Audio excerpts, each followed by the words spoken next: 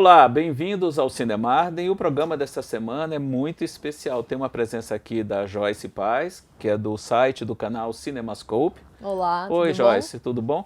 Então, antes de a gente começar a conversa sobre o tema desta semana, que é sobre filmes clássicos, queria que você falasse um pouquinho como começou o teu envolvimento com o cinema, como começou o Cinemascope. Eu sei que tem um site, tem um Sim. canal, como é que funciona? O que é que te motivou a fazer o canal e o site? Então, eu fiz o curso de jornalismo e aí quando eu tava mais ou menos assim no meio da faculdade, eu tinha algumas matérias, né, voltadas para cinema, algumas coisas específicas e eu gostava bastante. E aí eu tinha alguns trabalhos assim no semestre de algumas matérias e aí sempre que dava, eu e meu grupo assim, que também era um grupo que se interessava por cinema, a gente tentava voltar os nossos trabalhos assim um pouco nesse sentido, né, pro cinema.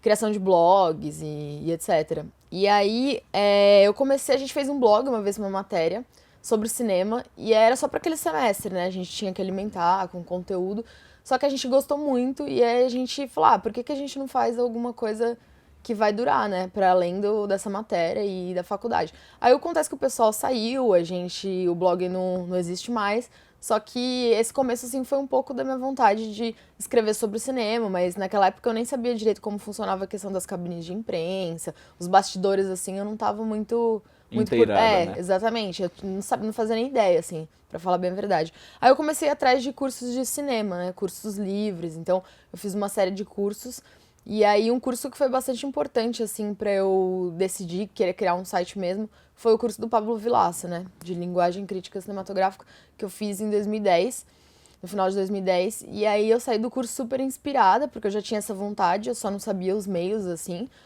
E foi bem legal, porque eu consegui tirar várias dúvidas no curso e saber como que era mais essa dinâmica, né?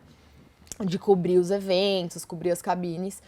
E aí eu juntei um pessoal, algumas pessoas da faculdade, pessoal de outras faculdades que eu conhecia, que se interessavam também. E aí eu comecei essa ideia de criar o Cinemascope. Aí a gente E aí, lançou em qual foi? Eu 2011. gostei muito. Você explica isso Sim, na apresentação do site, a razão de ter escolhido esse nome. Então, sim. conta pra gente o porquê do nome Cinemascope.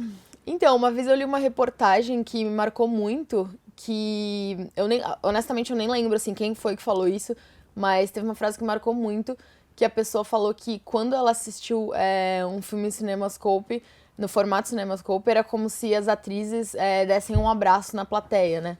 Por conta da razão de aspecto da tela e tudo mais, que tinha essa sensação, né? Dessa potência, né? Dessa grandiosidade do cinema mesmo. E aí eu fiquei muito com isso na cabeça, assim, essa questão das atrizes, né? Porque tem esse fascínio. E aí foi por isso que eu pensei no nome, porque foi uma coisa que me marcou. E eu acho que seria um nome também que seria de fácil associação e que faz parte da história do cinema, Cinemascope, então tinha tudo a ver. E não deixa de ter uma ligação, o Cinemascope remete a um cinema que muita gente considera clássico, né? Sim, sim. Talvez até pela associação fácil que muita gente faz, e de uma certa forma até meio natural, de associar filmes clássicos a filmes antigos. Sim. Principalmente filmes antigos que foram marcantes, que chamaram muita atenção quando do seu lançamento, ou que foram influentes na história do cinema. Essa costuma ser normalmente A a regra, né? associação, a regra que a maioria das pessoas faz quando se diz cinema clássico, filmes clássicos. E o Cinemascope, de uma certa forma, casa bem com tudo isso. Sim. E percebendo, visitando tanto o teu site como os vídeos que você produz, que você apresenta, boa parte dele justamente lida com esse tipo de filme. Sim. E aí vem a pergunta que tem a ver com o tema da nossa conversa, né? O que é que faz um filme clássico? O que é esse cinema, esse filme clássico que a gente escuta? Alguns têm medo, alguns acham que é coisa de velho, que é coisa assim tosca, que não tem muito a ver. O que é que faz um filme clássico, então? Eu acho que assim, é o distanciamento do tempo e você poder analisar um filme de 50 anos atrás com os olhos de hoje pode ser uma vantagem no sentido de que você tem todo um passado assim do próprio histórico, da trajetória daquela obra que você consegue olhar de uma forma mais isenta assim, e descolada, né? Porque você não tá vivendo aquele momento em que o filme foi lançado. Mas tem coisas que você está até conversando anteriormente, tem coisas que são lançadas, filmes que são lançados hoje que as pessoas comentam, esse filme já nasceu clássico. Assim, tem uma definição tradicional, né, do que é cinema clássico e tudo mais. Mas eu acho que, no geral, assim, sem se apegar a essas questões mais específicas, assim, de denominação, de épocas, eu acho que um filme clássico, ou que é considerado clássico, ele tem um diálogo mais profundo com a sociedade da época dele, ou... Porque tem muito uma questão de timing, né? Eu tô participando de um canal, de um programa que tem no YouTube que chama Meu Tio Oscar, recém-lançado. Eu não sei se você conhece, até indico. Vou visitar. É bem interessante. E a proposta do canal é o quê? Discutir todos os filmes por edição, né? Por ano de Oscar. Então, cada mês é um ano que é analisado. E eu participo do debate, né? Que tem todo mês tem um vídeo sobre todos os filmes indicados a melhor filme no Oscar, de uma edição. Então, a primeira a gente fez o de 67. Aí depois de 89, que tá na terceira edição agora. Então vocês não estão seguindo uma ordem cronológica? Não tem uma ordem. O criador do canal escolhe por alguns umas questões. Qualquer. Aí tem uma contextualização histórica e tudo mais. E isso é muito interessante, porque a gente acaba fazendo um mergulho, não só nos filmes, mas no que estava acontecendo no mundo e de maneira geral, assim, politicamente, socialmente falando. E isso impacta demais, assim. E é difícil, porque a gente geralmente nunca pensa nisso, né? A gente pensa nos filmes de uma forma isolada, né? Mas acho que é difícil separar assim, o filme do contexto em que ele foi feito e lançado. Tem até uma frase famosa do Eric Romer, que o Pablo adora sempre repetir essa frase, mas ela é bem apropriada e bem verdadeira, de que todo filme é sempre um registro do seu tempo. Então, você estava falando da questão do contexto histórico que o filme foi lançado, você não tem como escapar disso, e esse distanciamento também... Com ele, você consegue perceber de que maneira aquele determinado filme influenciou outras obras, né? Sim. De que maneira ele se ramificou na cultura pop, Sim. junto a outros cineastas, a outros filmes que surgiram depois. É por isso que eu acho que é complicada essa questão de o filme já nasceu clássico, porque é difícil, né? Eu acho que ter esse tempo é saudável para você conseguir fazer essa análise e conseguir entender como que esse filme vai se reverberar ao longo dos anos, porque tem filmes que, sei lá, tem filme que é o filme do ano e aí depois de 5 anos ninguém lembra que esse filme existiu, Exatamente. Sabe? Então, é bem relativo, na verdade. Eu lembro de alguns exemplos relativamente recentes que, quando foram lançados, tiveram esse frisson, essa questão toda em torno deles, e muitos chegaram a antecipadamente, apressadamente, classificá-los como clássicos. Alguns até, por algumas razões, se revelaram efetivamente clássicos com o passar do tempo. Outros nem tanto. Eu lembro, por exemplo, do Jurassic Park, do Spielberg, de 93. Quando ele surgiu, houve aquele hype em torno do filme, e muitos, apressadamente, classificaram já como um clássico. Eu não chegaria a dizer que o Jurassic Park é um clássico hoje, não sei se você vai concordar. Ele de uma certa forma, eu vejo como um filme importante, marcante e em muitos aspectos até fundamental. Por ter sido o primeiro filme a utilizar numa larga escala o CGI, as imagens geradas por computador, e bem ou mal serviu de parâmetro para tudo que foi feito depois nessa área específica. Então, nesse aspecto, sim, se você analisar por esse viés, ele pode até ser visto como um clássico. A mesma coisa aconteceu com o Matrix, em 99, Sim, exatamente. Pela mistura da história, a abordagem, aquela pegada, da tecnologia, tudo aquilo. Então, normalmente quando envolve tecnologia, as pessoas tendem, assim, apressadamente a classificar como clássico, como aconteceu com o Avatar, que é um bom exemplo de um filme bem recente, é de 2009. 5, eu acho, não. Não, 2009. 2009, que está meio que esquecido, assim, não teve... Sim, isso eu tava falando essa questão do timing, né, que eu acho que é super importante, porque tem filmes que parece que são lançados no momento perfeito, né, com o que tá acontecendo na época, mas tem essa questão também que eu acho que seria um outro fator que vale a pena apontar, que são as inovações, né, sejam elas tecnológicas no sentido de...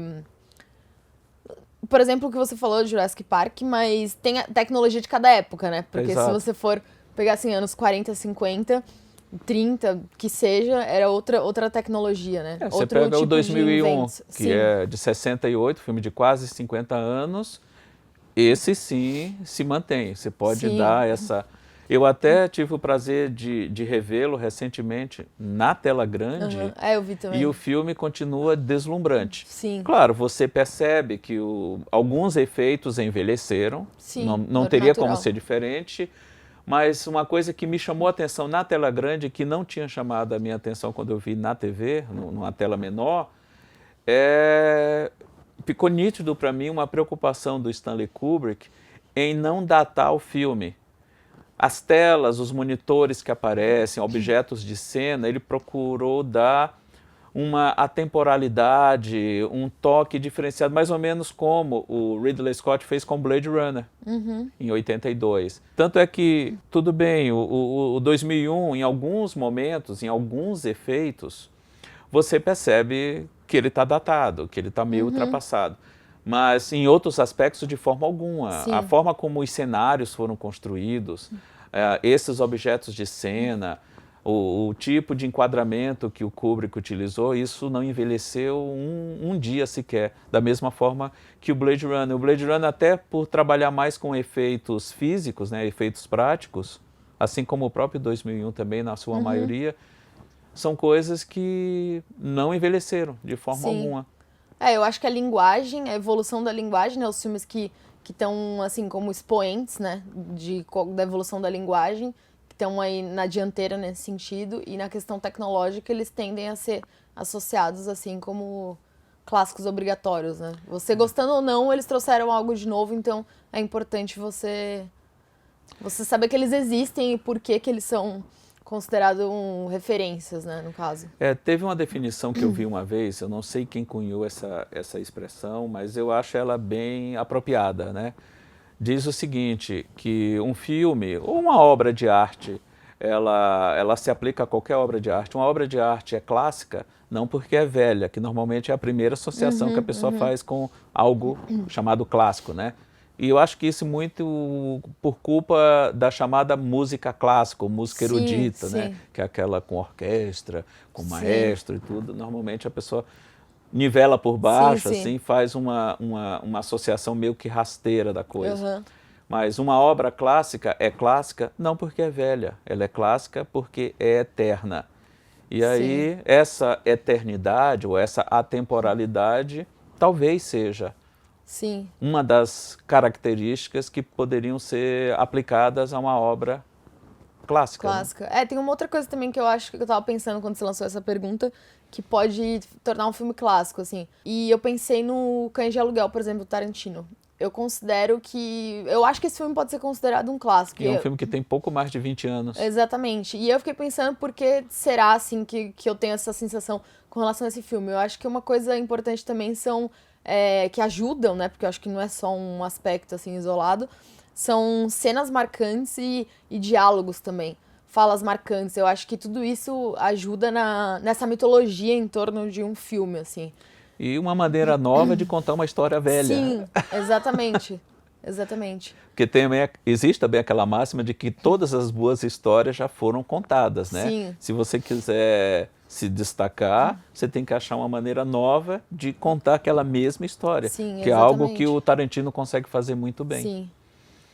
Mas Concordo. aí, o que é que a gente poderia citar como exemplos de obras clássicas, né? Até na foto de abertura de divulgação desse vídeo, a imagem que eu usei foi a da capa de O Nascimento de uma Nação, que indiscutivelmente é um filme clássico, é um filme fundamental dentro da história do cinema, um filme de valor histórico importantíssimo por ter sido o filme que lançou as bases do que a gente conhece hoje como linguagem cinematográfica. Sim.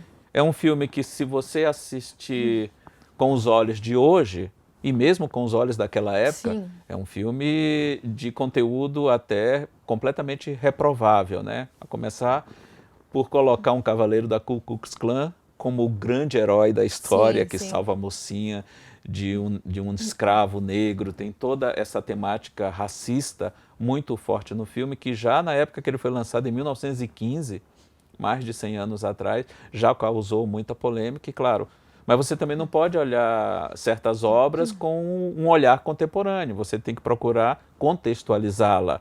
E na época que o filme foi lançado, e levando em conta o histórico do diretor, e a fonte de inspiração para essa história, a forma como ela foi apresentada está bem contextualizada, não tem como negar isso, mesmo que você não goste. Sim, só um parênteses, isso me fez lembrar um comentário que eu vi recentemente do filme, como que, de repente, no momento em que o filme é lançado, se tem uma ideia sobre ele e depois ele é revisto sob outra perspectiva, isso nem precisa demorar 50 anos. Eu li um comentário esses dias sobre o Irreversível, do Gaspar Noé, sabe? E aí a pessoa comentou assim, eu nunca mais vou... Não nunca mais assim, mas eu não vou mais passar, eu vou tentar evitar passar... Até quando a gente vai passar o filme Irreversível pra falar de plano sequência, né? Porque existem outros exemplos melhores. Existem outros exemplos melhores, mas quando o filme foi lançado, todo mundo ficou assim, nossa, sabe? Foi um filme que ele quebrou um pouco por questões estéticas, por questões narrativas, ele chamou bastante atenção e ele geralmente era muito citado. Sim. Quando se falava de plano sequência.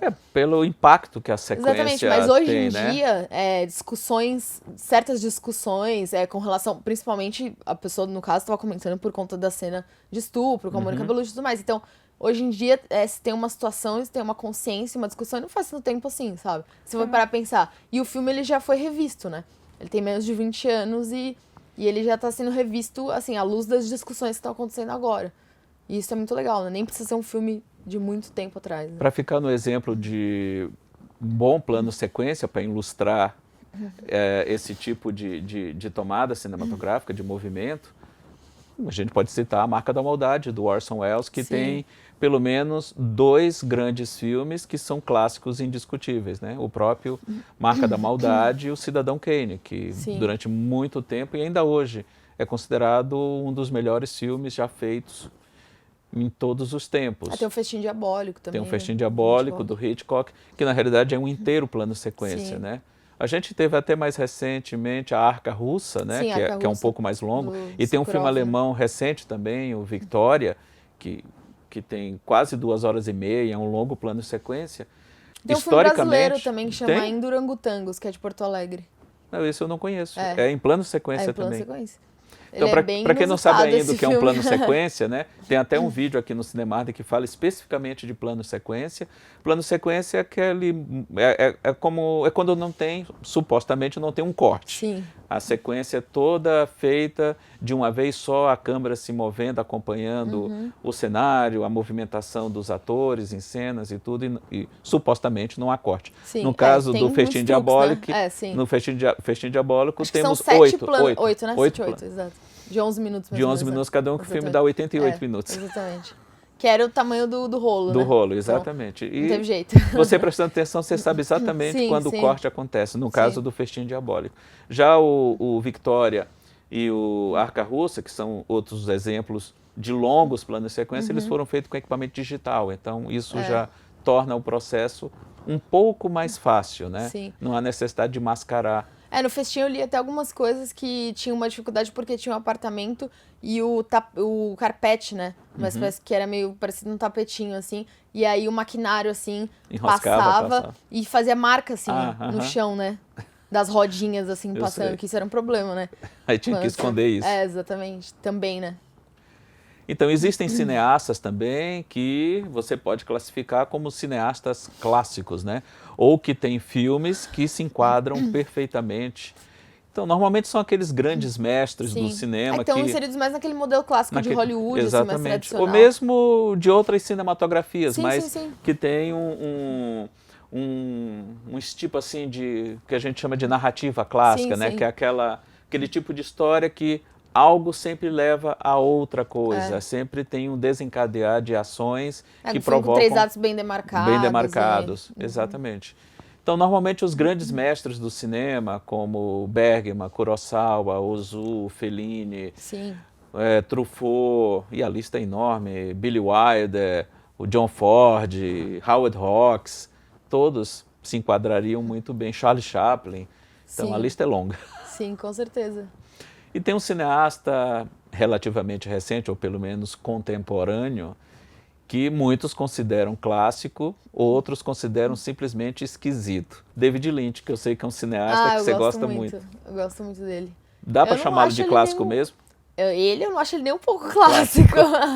Eu acho como Ele é mais iconoclasta. Exatamente. Eu acho como a forma como ele enxerga cinema e como ele encara essa arte e faz os filmes dele. Embora alguns filmes deles têm uma estrutura bem clássica, mas eu não acho que ele... Não, eu acho que ele é um clássico no sentido de que eu acho que ele é um diretor obrigatório. Obrigatório e influente também. Exatamente. Exatamente. E que agora também, com a volta de Twin Peaks, eu fiquei bem feliz porque tem muita gente descobrindo o trabalho dele e redescobrindo, né? Porque não que ele tava esquecido nem nada, mas ele tá há muito tempo sem lançar nada, 10 anos do Sim. último filme dele, 11 anos. E ele se dedicou a outras formas de arte, né? Como a música, a pintura, né? Que é o ofício dele, o primeiro, né? Uhum. Poesia e tudo mais. Meditação transcendental, várias coisas. É uma pessoa bem ocupada. E eu acho que nesse tempo, assim, 10, 11 anos que ele ficou sem lançar nada, tanto na TV quanto no cinema, assim, tava meio morno, né? A cobertura, né, do trabalho dele e tudo mais, tava bem distanciada do cinema. Então, Twin Peaks dá pra ver isso até pelo YouTube, né? Engraçado isso. Não porque eu vejo mil vídeos sobre ele, então tem vários vídeos recomendados, mas eu vi muitos canais, muitos, tanto no Brasil quanto fora do Brasil, fazendo vídeos não só sobre Twin Peaks, isso que eu achei legal, não só sobre o Twin Peaks, mas sobre ele mesmo e sobre a obra dele, sobre outros filmes. Então, a volta de Twin Peaks despertou esse interesse, essa redescoberta de quem já gostava, né, do trabalho dele. Então, eu fiquei bastante feliz com isso. Aqui mesmo, no Cinemark, tem um vídeo que eu já gravei há algum tempo sobre Twin Peaks, quando saiu a primeira notícia de que Twin Peaks poderia voltar. Não estava nem confirmado ainda, era só uma especulação. Acho que foi no primeiro ano do canal.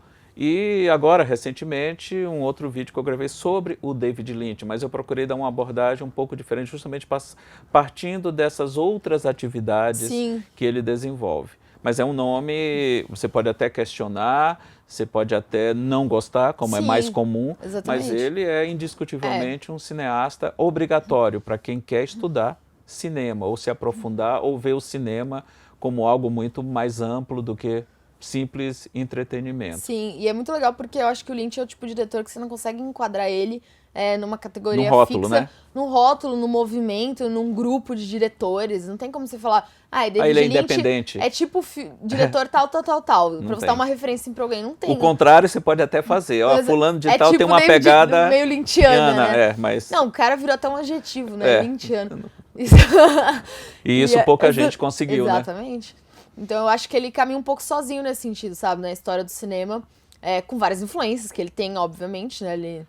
Ele é bem inovador em muitas questões, mas ele também é influenciado por bastante coisa, né? Não só por cinema, inclusive. Mas eu acho que é fundamental conhecer o trabalho dele. E aqui no Brasil, Joyce, um amante de cinema que queira ter acesso a esse tipo de filme, esses filmes ditos clássicos, nós temos algumas poucas distribuidoras que investem nesse tipo de material. Posso citar a Versátil, a Obra Primas do Cinema, que tem feito ambas têm feito um trabalho muito interessante de resgate de obras até completamente desconhecidas no Brasil. Muita coisa, graças muita a eles. coisa boa. Coisas que eu não fazia Cineastas ideia, importantíssimos que a gente nem fazia ideia que existiam ou que tinha material deles.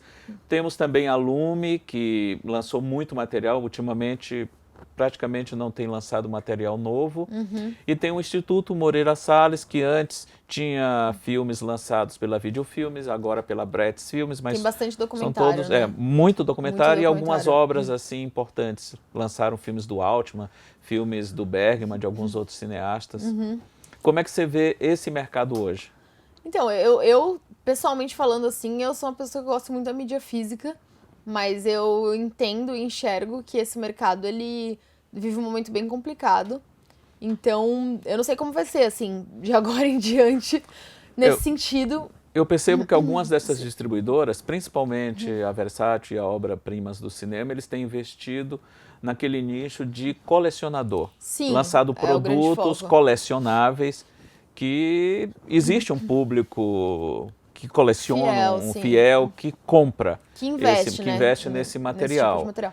E são tiragens menores, né? São tiragens menores. Mas eles têm uma preocupação enorme com o acabamento, com a apresentação do material, com itens, por exemplo, Obras-Primas tem algumas, acho que os cards, também, os cards colecionáveis. Mini pôster, sempre vem algum atrativo, mimo, como a gente diz. Completamente. E eu acho que, enfim, né, pra quem coleciona isso, é um atrativo a mais, né, no caso. E na contramão disso, as chamadas majors, né, as produtoras, as distribuidoras ligadas aos grandes estúdios que possuem acervos fabulosos Sim. de filmes clássicos, têm negligenciado bastante esses filmes. Você praticamente não encontra mais. É porque eu acho que, assim, né, essas distribuidoras, elas são guiadas mais por uma lógica comercial, né, obviamente. E se você for pensar em termos numéricos, os fãs de clássico, claro, eles são um menor número do que filmes mais populares, Mas, como a gente falou agora há pouco, é um público menor, mas é um público fiel.